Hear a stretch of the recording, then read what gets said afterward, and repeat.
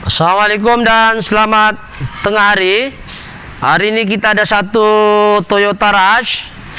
Masalah dia ini kereta tak boleh start.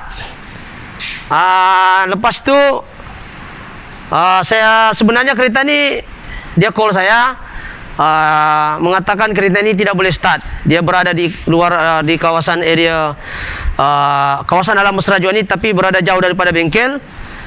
Dia mengatakan tidak boleh start, starter pun tiada bunyi. So kita mau tahu apa masalah ini kereta ya. Oke, masalah dia di sini.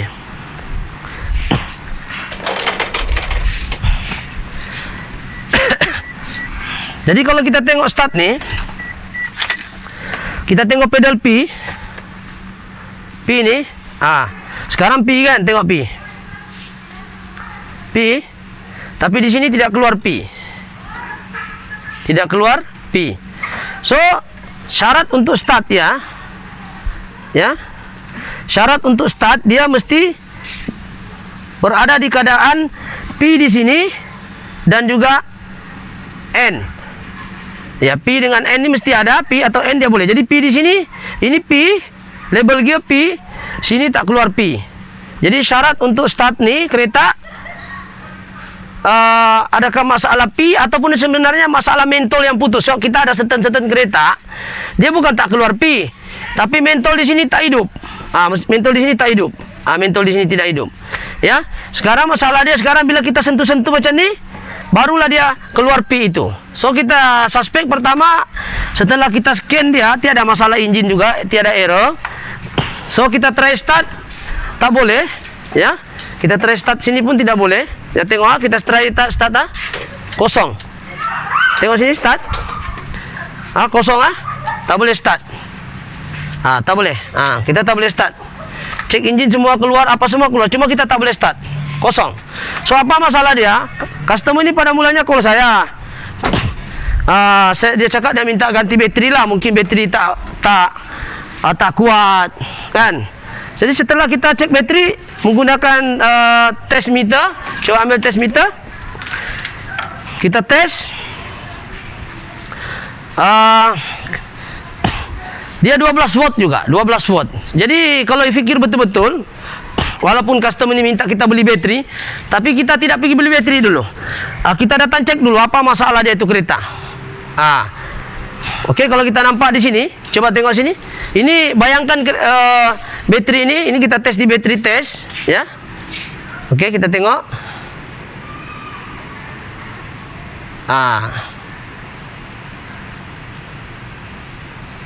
Oke, kalau kita tengok 12.49 betul. Infonya pun good bateri. Jadi setelah kita tes begini, bateri oke. Nasib saya tidak beli bateri, kalau tidak keluar lagi duit customer. Jadi saya cakap jangan ganti dulu lah, kita pergi cek dulu. Alhamdulillah bukan masalah bateri. Itu satu, tak boleh start bukan masalah bateri. Yang kedua, suspek dia bila tak boleh start, mungkin kita boleh cakap starter. Starter boleh masalah betul, sebab yang pusing engine tu dekat flywheel adalah starter.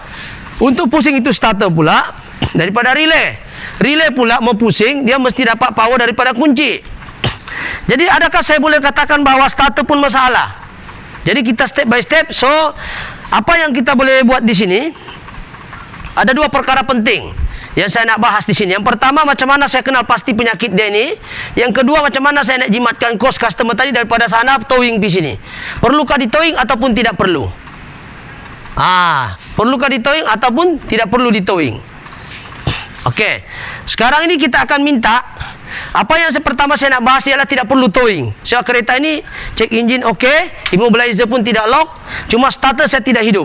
So saya akan tunjukkan bagaimanakah dalam keadaan emergency saya direct starter saya ini barang. Oke, kita minta satu orang bantu untuk andai kata tidak boleh start macam ni, kita mau jimat kos untuk towing. So kita on kunci sini, kita on kunci keadaan begini. Ya, kita on kunci dulu. Pastikan on kunci. Ini dalam keadaan emergency ya. Ini kaedah jimat lah kalau kita tak nak towing. Ya, kita on kunci dalam keadaan ACC on. Lepas tu kita akan direct starter. Okey, kita direct starter ni wire positif daripada kunci. Coba kita minta foreman untuk start dia. Okey, wire starter dia ada dekat bawah. So kena turun pergi bawah untuk kita start lah. Kita start direct. Ya. Okey, kita tunggu saya punya pembantu untuk ni. Jol, isu bateri tiada masalah. Kalau tidak terbang lagi duit bateri ini, tapi kita tidak belikan dia bateri sebab kita suspek mungkin bukan bateri. So langkah awal kita pergi tengok dulu. Kedua, kita scan tidak ada kod keluar, engine okey. So masalah starter memang tidak boleh cek juga. So kita cuma mau menjimatkan duit customer. Kita onkan kunci dan daripada direct macam ni kita boleh tahu bahawa starter tiada masalah. Kita tengok tak boleh start, engine boleh hidup ke tidak. Okey, sekarang engine boleh hidup, tengok gambar. Ya. Gambar stem belting hidup, tengok RPM. Ya, boleh tunjuk ke kamera nanti. Okey, sekarang ni kita tengok, saya offkan balik ya. Okey, sekarang kita apa? Tanda P kita offkan balik. Tengok RPM. RPM tengok hidup Okey. Fokus dia saya offkan balik. Saya buat balik tadi. Okey, saya try on kunci, tak boleh. Kosong. So sekarang starter tiada masalah. Yang kedua kita dapat jimatkan coast towing. Untuk yang penting langkah pertama, on kan ini, kunci on. Lepas tu pastikan pedal tu pergi P lah. Sebab yang rosak sebenarnya lain benda. Yang cuma kita sekarang ini mau tunjukkan bagaimana cara untuk kita direct starter, direct jumping untuk mengelakkan customer towing dan untuk membuktikan starter tu tiada masalah. So kita buktikan satu kali lagi. Coba kasih tunjuk di mana itu starter punya connection. Ya. Coba kameramen ikut sama dia. Tengok di mana. Supaya bila berlaku di hutan ada rosak, bolehlah try cara saya ni. Tapi pastikan immobilizer tidak lock lah. ACC kena on dulu. Okey. Gambar ya. Okey. Sekarang on. Okey, try start. Okey, dia start. Gunakan pen tu. Start. Okey. Tidak touching dia. Okey, sentuh di. Okey, sekarang boleh nampak ya? Alright. Alright. Dapat Nampak? Boleh nampak ya? Ya, dari atas pun senang. Coba offkan engine satu kali lagi, kita buat penggambaran. Sekarang kita off engine dulu. Dari atas gambar, fokus dia. Sini itu. Ini wire starter tu. Sekejap saya tunjuk Off. Baru on sedia ACC. Okey, on. Lepas tu tengok sana. Kau turun pi bawah dia. Kasih tunjuk dia itu ni. Tunjukkan dia. Boleh nampak ya? Okey. Wire yang pergi solenoid kunci itu daripada kunci.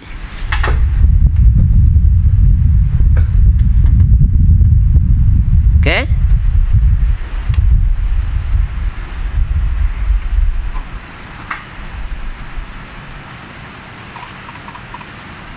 Alright. Masih kena tu. Okey. Start.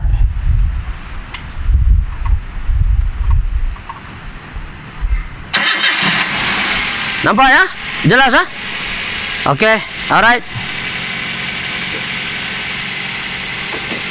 Okey, jadi sekarang ni cuba buka yang lama tu. So kita akan kaji apa masalah dia. Masuk balik soket lama dia.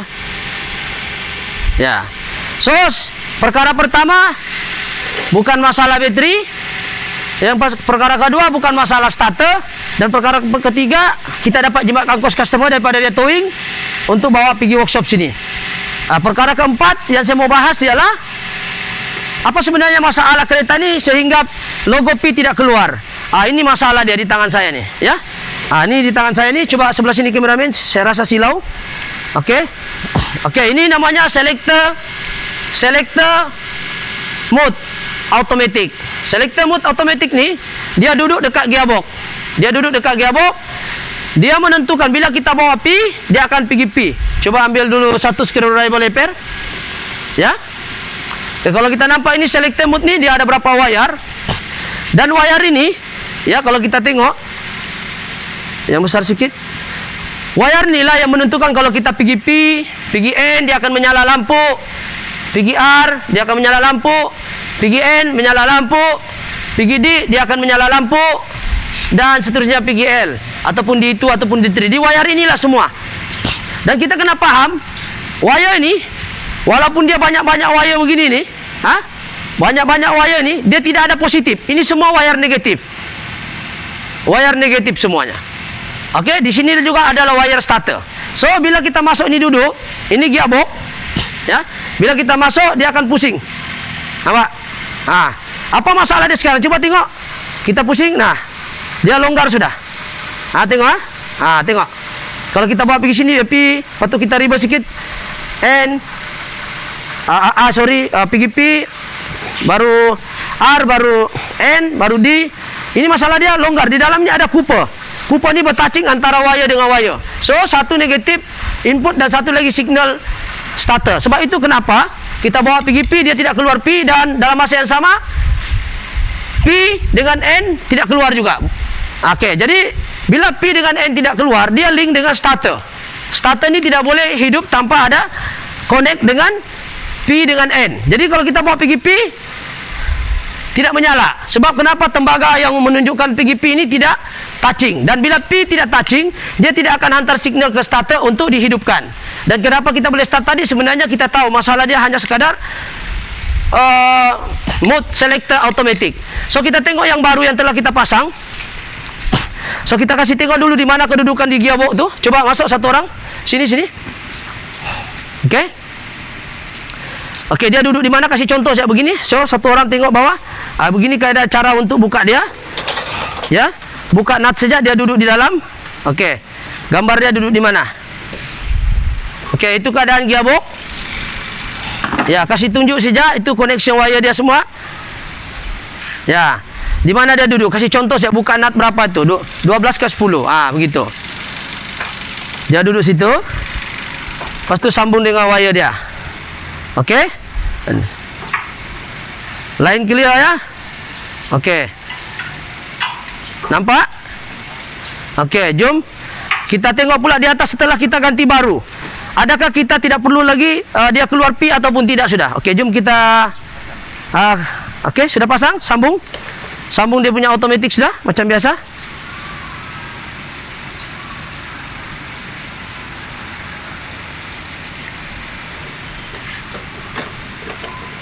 Boleh ya? Okey. Sekarang kita tengok. Kita buka pintu. Kita tengok adakah P sudah. Setelah kita pasang baru selector ni, nampak P. Kita bawa pergi R, dia R. Betul? Bawa pergi N, dia N. Bawa pergi D, dia jadi D. Tengok sini. D. Sini. Pergi D tu. Nampak D tu. Betul. Pergi sini tengok D tu. Label gear D tu. Sini. Label gear. Pedal. D tu. Betul. Kita bawa D3. Betul D3. Bawa pergi D. D. Betul. Bawa pergi R. R. Bawa pergi P. So, masalah asal kereta ni dua, iaitu P tidak keluar dan N tidak keluar. Apabila P tak keluar dengan N, jadi kau tidak boleh start. Okey, sekarang kita offkan enjin. Sekarang enjin tengah hidup, betul Kita tengok sini, enjin tengah running. Tengok RPM Tengah running Kita off sekarang Kita off. Okey, sekarang kita off. Adakah dia start macam bagus ataupun one kick saja? Okey. Alright. Selesai masalah. Okey, kita tengok enjin depan, jalan ke tidak? Jalan tengok enjin belting jalan lepas tu kita try pula bawa pergi N. Adakah dia boleh start? Coba kita tadi P. Sebab yang masalah sekarang ini P dengan N tidak keluar. So kita akan offkan enjin. Kita try bawa pergi N. Tengok N sini. Adakah N menyala? Kita on kunci dulu. N menyala, betul? Okay, kita try start. Tengok N menyala. N sini menyala, betul. So, starter ni hanya boleh berfungsi apabila N dan P sahaja. Okey, so kita off lagi. Cuba lagi sekali. Start sini. Okey, coba pergi tengok enjin depan, hidupkan.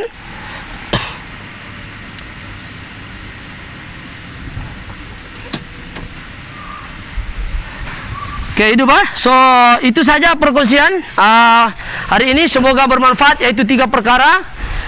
2 perkara besar yang saya nak bincang sini. Satu, kita mengenal pasti masalah. Yang kedua, kita dapat menjimatkan kos customer, iaitu towing, dan juga barang-barang yang dia suruh beli kita tidak beli sebab langkah kita langkah penjimatan, iaitu kita kena cek dulu tu kereta betulkah bateri okey kah tidak. Jadi kita menggunakan ammeter, voltmeter untuk tahu berapakah cas di dalam sini. Starter akan hidup apabila voltage 11 minimum. Bawah 11 dia tidak akan start. Jadi bila kita sampai kereta ni, kita cek dia punya voltage 12 volt. So masalah starter, bateri kurang current tidak mungkin.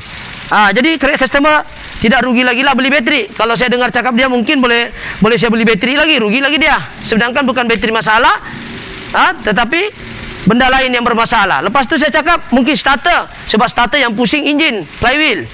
Kita try starter direct tadi, kita boleh hidupkan. Maknanya starter tidak masalah. Lepas tu kita try yang ketiga dengan langkah-langkah tadi ini, kita boleh menjimatkan kos towing. Tidak perlu dia towing, kita dah masukkan P, kita direct starter macam tadi saya punya pembantu mekanik buat. Alhamdulillah enjin boleh hidup, tetapi kena bawa pergi workshop untuk kita settlekan masalah. Dan masalah utama dia ini ada satu saja, iaitu selector automatic. Ini selector automatic ini kita kena ganti, sebab dia main peranan bersambung dengan starter dalam keadaan P dan N. Okey, itu sahaja perkongsian pada hari ini. Sekiranya benda ini ada manfaatnya, boleh like atau boleh subscribe, like ataupun share ataupun komen. Siapa yang pernah mengalami mungkin masalah begini, ataupun mungkin ada teknik yang lebih baik daripada saya, boleh share di komen, ruangan komen. Komenlah yang membina, ya, untuk kita sama-sama belajar. Sebab kita ini bukan pandai, tetapi kita share ilmu, semoga bermanfaat lah.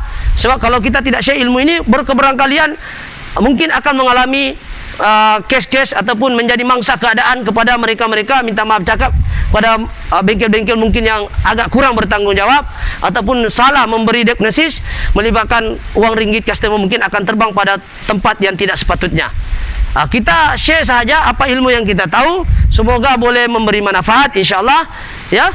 Jadi sekiranya ilmu ini baik, bolehlah tekan subscribe ataupun share, ataupun tekan loceng, supaya tidak terlepas video-video yang sepatutnya apabila saya upload lagi yang baru. Okey, itu saya perkongsian pada hari. Sekian, terima kasih.